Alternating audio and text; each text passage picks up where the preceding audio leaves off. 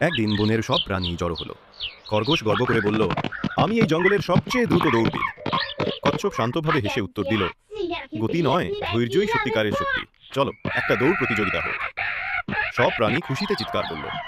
দৌড়ের জন্য শুরু লাইন বানানো হলো। এক পাখি ডাকলো, প্রস্তুত হও, 1 2 3 শুরু। খরগোশ তীর বেগে দৌড়াতে লাগলো। মুহূর্তেই অনেকটা দূর চলে গেল।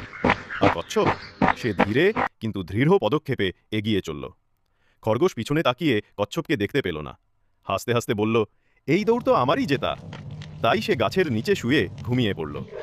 এদিকে কচ্ছপ থামেনি। ধীরে ধীরে এক পা করে সামনে এগিয়ে যেতে লাগলো। খরগোশ মিষ্টি ঘুমে স্বপ্ন দেখছিল, সে বিজয়ী, মাথায় মুকুট। কিন্তু হঠাৎ শব্দে ঘুম ভাঙল। চোখ মেলে দেখে কচ্ছপ ফিনিশ লাইন পার হয়ে গেছে। বনের সবাই তালি দিচ্ছে, কচ্ছপকে অভিনন্দন জানাচ্ছে। খরগোশ দৌড়ে এসে অবাক হয়ে দাঁড়িয়ে গেল। তার চোখ বড় বড়। মনে হলো, আমি কিভাবে হেরে গেলাম? কচ্ছপ মৃদু হেসে বলল, বন্ধু, অহংকার নয়, ধৈর্যই সাফল্য এনে দেয়। খরগোশ লজ্জিত মুখে হাত মেলালো, আর বন জুড়ে আনন্দে ভরে উঠল। এই গল্প আমাদের শেখায়, ধৈর্য আর অধ্যবসায় থাকলে জয়